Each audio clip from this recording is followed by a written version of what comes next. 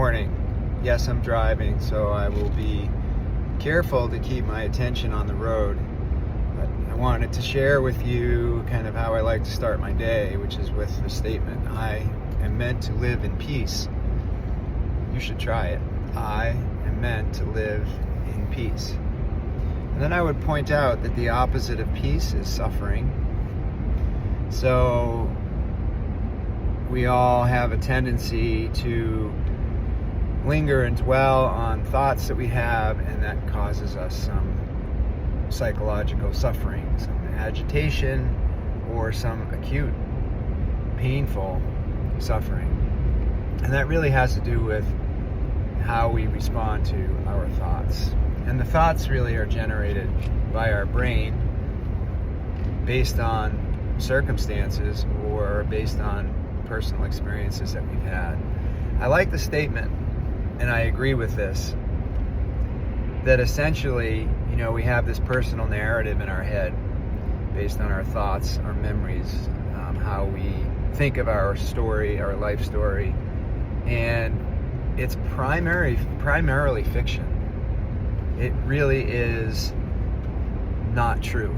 So many of the thoughts, especially the difficult ones, the ones that cause our suffering, the thoughts are not true.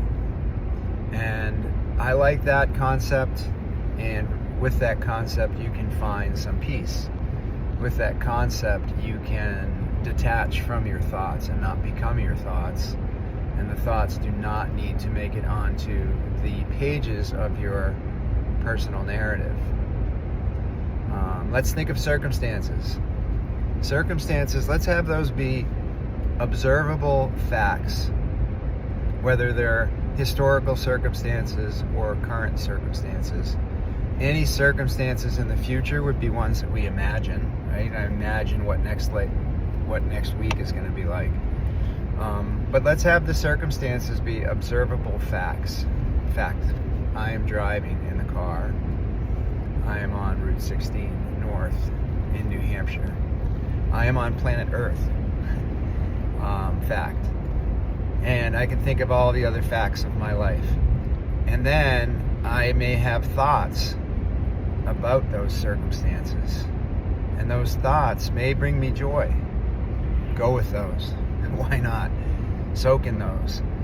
Those thoughts may bring me some sort of angst or anxiety, some worry, some sadness, and